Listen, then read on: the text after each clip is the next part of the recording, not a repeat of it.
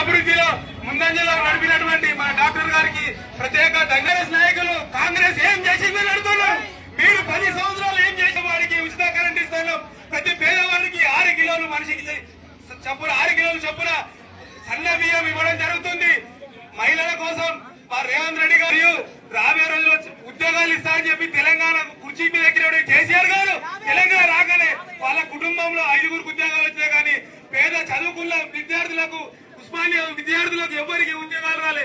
రేవంత్ రెడ్డి వచ్చిన సంవత్సర కాలంలో 55,000 ఉద్యోగాలు ఇచ్చిన ఘనత కేవలం కాంగ్రెస్ పార్టీది.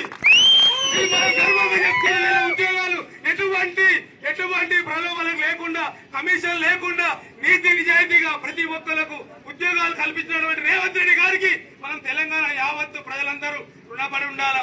ఎందుకంటే గతంలో కేవలం సీఎం రిలీఫ్ ఫండ్ కావాలన్నా కూడా 5,000 ఇస్తేనే ఇచ్చే